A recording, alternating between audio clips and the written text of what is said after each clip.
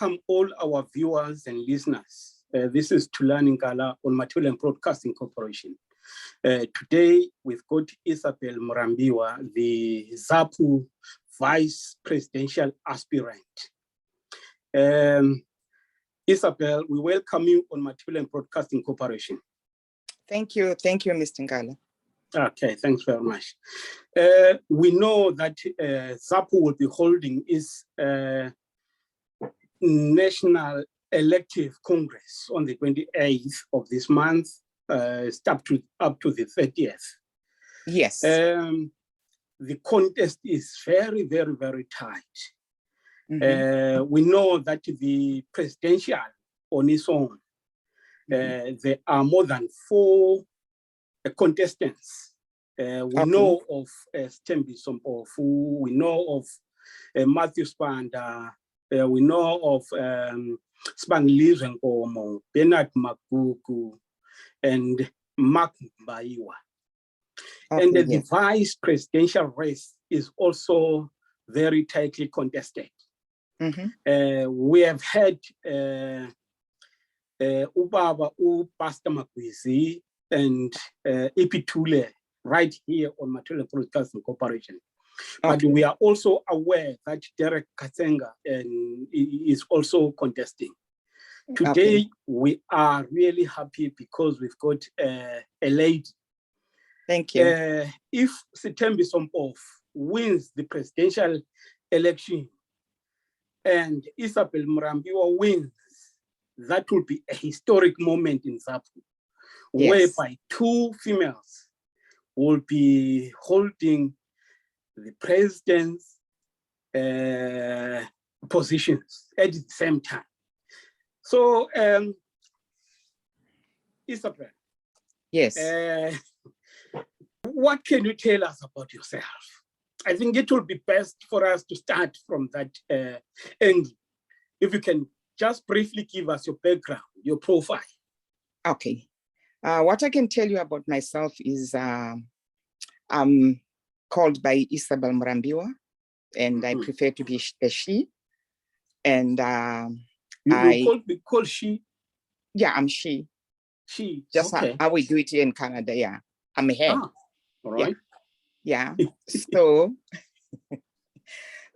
I'm a mother of 6 children, 3 boys and 3 girls, a grandmother of 10, and 1 adopted grandson.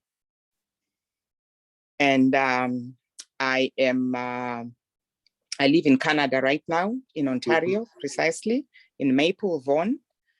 And my background is Zimbabwean, Canadian.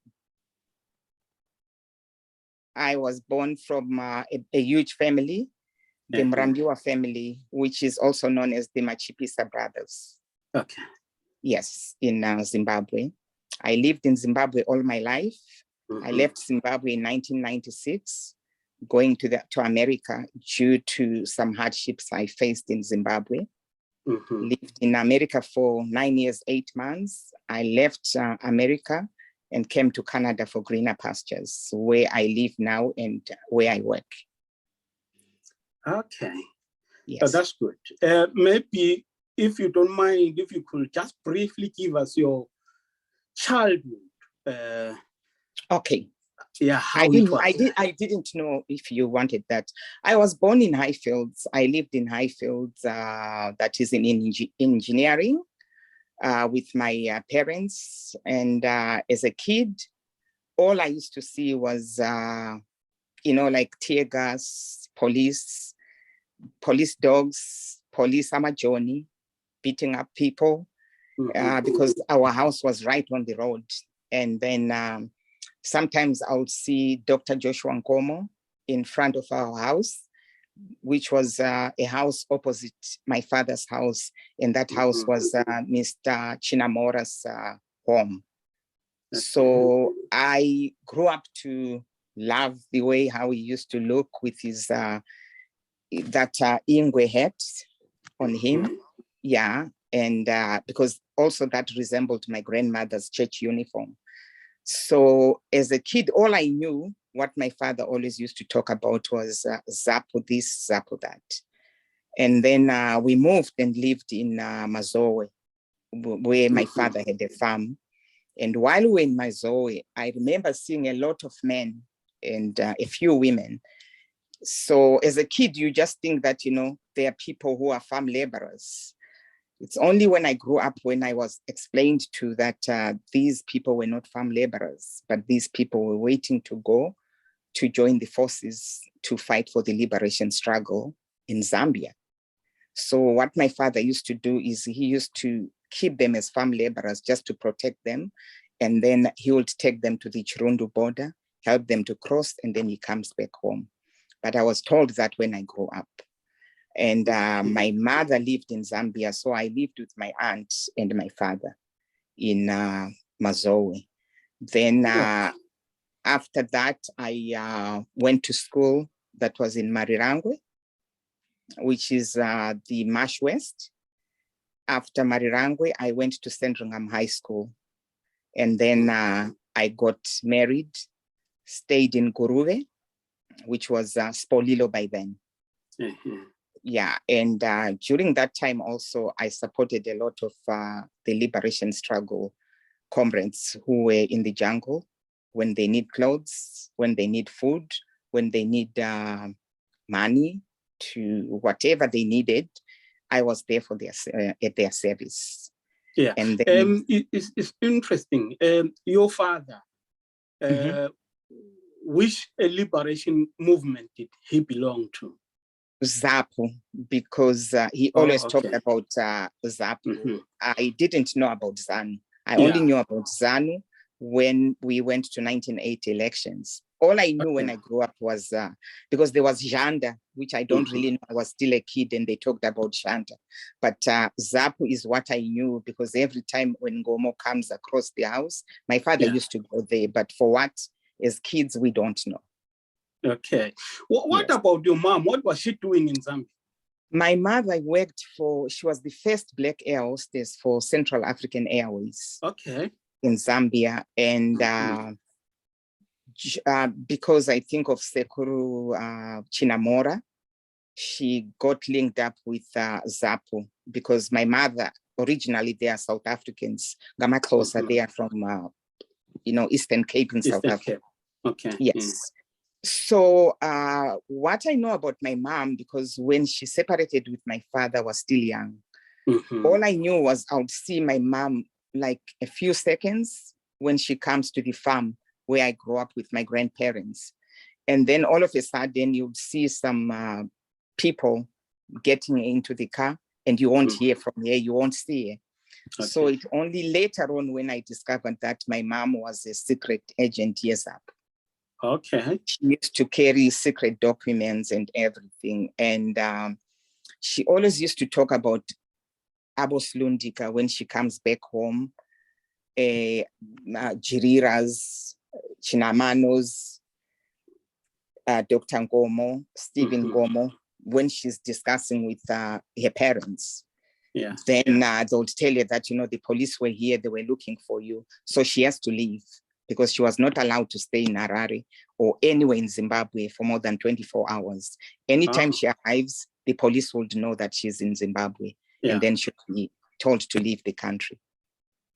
Okay. 1980, Zimbabwe became independent. Yes. But since then, there's never been any peace in Zimbabwe. Zimbabwe might have been quiet, but not peaceful up to now. What do you think is the Zimbabwean problem? The Zimbabwean problem is, the rule of law that we don't have, corruption. Another thing which I think the most big problem is what we have in Zimbabwe is it's not what you know, but it's who you know, which is nepotism. Yeah, nepotism has killed Zimbabwe a lot. Yeah, and also the other big problem is the governance. When the government does not listen to its citizens, then we don't have a proper governance. Because for the country to run, it's the citizens, it's not the government. So as a government, if you don't listen to your citizens, there's no way you can go. Because that's when, people start rising up, because no one's concerns are being listened to. Yeah. So I'm just wondering, you are a member of ZAPU, and let's say you are elected as the vice presidential candidate for ZAPU. How do you seek to rectify the problem, the Zimbabwean problem, as ZAPU?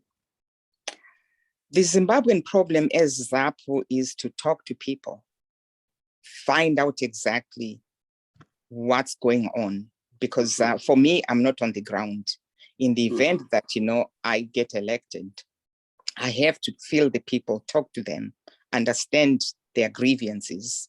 Because if I don't understand their grievances, then I'm not going to be a useful tool. To be a useful tool, you need to speak to the people, because for the country to be run, it's the people. Because you can't a government cannot just run a country without people.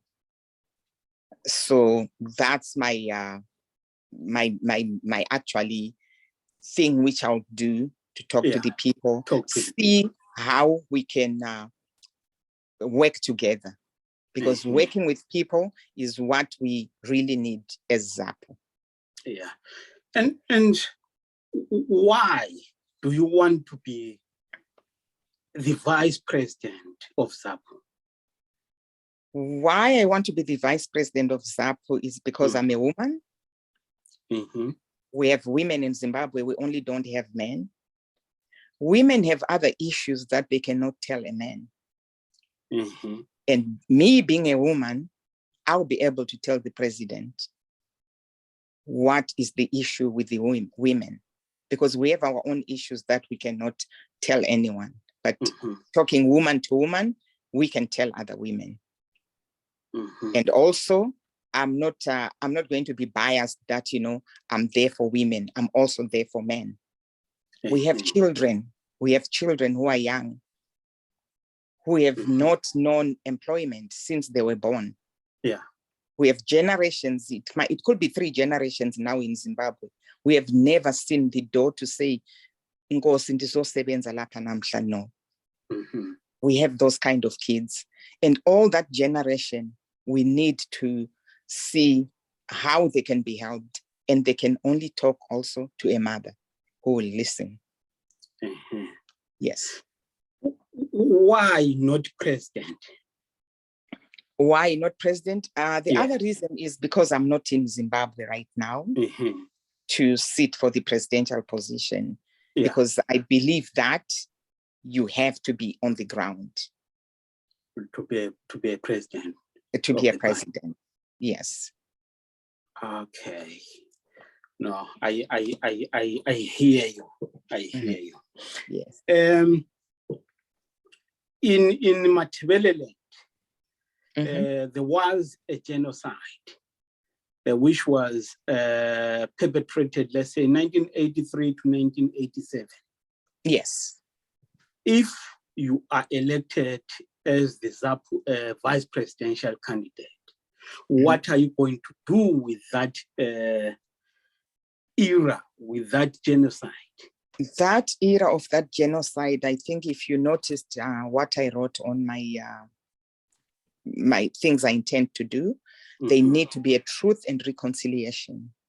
That has to be addressed, because if we keep on brushing it aside, Zimbabwe will never have peace. We need peace in the country, and peace is going to come from that truth and reconciliation about the Gokura Hundi. It's a huge stone, which is, just sitting in the middle of Zimbabwe, which needs to be addressed. Okay, yeah. ZAPU has always been a national party. However, Robert Mugabe, to an extent, managed to convince people that ZAPU is a tribal party. Did he convince you? No, I was never convinced about that tribal party because I know Sekuru Chinamano was in ZAPU, Sekuru Jirira was in ZAPU, Chinamora, Chikeremas, a lot of ZAPU was for it's for Zimbabweans. It's not for any tribe or any race or any ethnicity. It's a Zimbabwean political movement. I do reject about tribalism. Tribalism is what has killed our country. In which way? Because the division, the problem which Mugabe, from my own lenses, simply because we were colonized. Yeah. So, you know, once being colonized, you also become a colonizer. So he used that strategy of, you know, the tribalism to colonize every other person in Zimbabwe because he has the colonization, you know, mentality. Yes. Okay. So I don't believe in tribal, you know, tribal things. I believe in Zimbabweans because if you cut my blood now, will it show what ethnicity or race I am or tribe? Let's ask Mugabe. No, we can ask the Zimbabweans because there are some Zimbabweans who still have that mentality of Ipati Mandere. It's not. It's a part of Zimbabweans. And it was the first party in the entire liberation movement in Zimbabwe. So it can't be for Mandere. It has to be for Zimbabweans. Okay. We know that in 1987, ZAPU went into the unit accord with ZANU-PF. Yes. And when it came out in 2008, MDC was already there and playing a huge role in the political arena. Now, people are saying ZAPU is back to split the voice. What's your view on that? I do not believe in that. ZAPU has been there. ZAPU is ZAPU. Because if they wanted to dispute the votes, they've done it when ZAPU won in 1980, because that was not Mugabe's fault. I was part of ZAPU campaigning in 1980. ZAPU won clean. So ZAPU did not come to destroy anything. ZAPU came back because, you know what, it has been revived by people who believe in ZAPU. Yes. Okay. So it looks like you've been in ZAPU for a very long time. Since I was born, because that's the only part I know. Yeah, because people here in Canada, they've asked me to join Joyce Mujuru's party, ZANU-PF, MDC. And I always told people that I'll die ZAPU. I was born ZAPU. I'll die in ZAPU. And they'll say, oh, ZAPU is not there. Then I said, yeah, it's not there, but I'm still ZAPU. I cannot change. Okay. Yeah. All right. What's your vision for ZAPU? My vision for ZAPU is if we can move forward as one, we don't look at the tribal problems. Let's all be united as Zimbabweans. Let's fight to remove oppression. Let's fight to remove all these problems that are happening in Zimbabwe. We need to see how we can move forward without people, you know, fighting. Because the way I know ZAPU is not a political party that is violent. Yes. So all we need is just to see how we can move forward without all the, because I know very well now, people know that ZAPU has revived. ZAPU is coming for the elections. People might want to start to say, you know, fight with ZAPU or anything. All I could beg people of ZAPU is don't fight back. People will see you for not fighting back, because fighting, it's not going to help us. All we need to do is to speak the truth. Yes. Okay. I don't know if I answered your question correctly. you have done, but if you feel you still need to say more things, that's okay. fine. Yes, yeah. My other vision is I want to see the youth, because they are the future leaders of Zimbabwe. Okay. I want to see the youth getting empowered. There are so many projects which can be done by the youth in Zimbabwe. Zimbabwe is a fertile land. Yeah. Zimbabwe has a lot of resources that we can use us as Zimbabweans, not to get other people like the Chinese, which have come to destroy the structures of the country. We have our youth, they can start learning how to do bricklaying. Our youth can learn how to do animal husbandry. They can learn to do bricks. Yeah. There's a lot of building in Zimbabwe. That's a good income generating project. Another thing is we want to see our youth graduating from universities. Yeah. Yeah. There are some youth who have gone to teachers training. They can't graduate simply because they haven't paid their tuition. That's unheard of.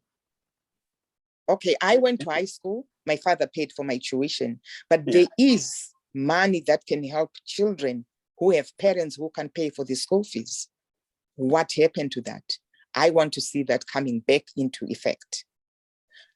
We want to see a good healthcare system that caters for everybody. People are dying in Zimbabwe premature deaths. Yeah. Because they don't have money just to see a doctor. They don't have money just to buy medication. We need all that to be back. We also need a good education system. Yeah. That's my vision. All right. Because thank you for that. Thank you for that. Okay. We know that Zimbabweans are scattered all over the world. As ZAPU, what are you going to do with the diaspora vote? We know that the government doesn't want, or let me say ZANU-PF doesn't want people in the diaspora to vote. What is ZAPU going to do? As ZAPU, we will fight to see that diasporans are allowed to vote, because we see other countries here. People who are coming from other countries, they do vote during their election time. So as ZAPU in the diasporians, every ZAPU in the diaspora, we're gonna link and fight for our votes. Yeah. Yes. Okay. I understand. Do you work for social services? I work for part of. I work as a mental health worker. Okay. Yes. Yeah. Yes. And what do you think about the state of mental health in Zimbabwe? To be honest with you, when I look, because I go home every year, and when I look at people, as soon as you get out of the airport, 96% of Zimbabweans are affected by mental health, not because they are sick or they are crazy, but it's because of the socioeconomic problems, the environment itself, and also lack of employment. Yeah. Yes. So how can they be helped? What will you do as ZAPU to help such people? As ZAPU, what I can do is to bring that mental health awareness into the country. They need to know that, you have mental stress, you need to talk to someone. You can't just bottle it in, because right now, if we look at Zimbabwe was a drug-free country. But due to this, this administration, people now are coping to wrong things just for coping skills, because they can't cope with, if you don't have money, you don't have a good health, you don't have an education system that is in place. People end up, resourcing to wrong things just to cope. And they will use substance for them to suppress that pressure. But once that substance is gone, you're still thinking about the same problem. So the awareness I'll bring is just to let them know that, you know, talk to somebody, get help. This is not the way out. Yeah. Okay. Maybe if you could give us your closing remarks, talk to the people out there and tell them why they should vote for you. Okay. My closing remarks will be, vote for me. I live here in the diaspora. I'll be coming home back and forth to see how things are going.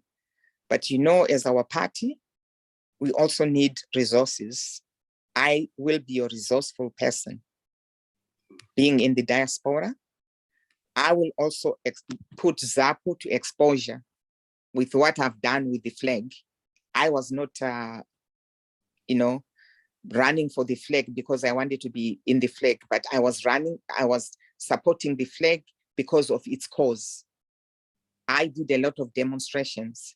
We will do that too for us to be heard. So vote for ZAPU and vote for me, because I'll bring that, and also I'll bring my president, whoever is going to be the president of ZAPU, make sure that he's exposed to the international world once he's elected into office, so that he can also bring to the table what he thinks as a president of Zimbabwe, what's the way forward.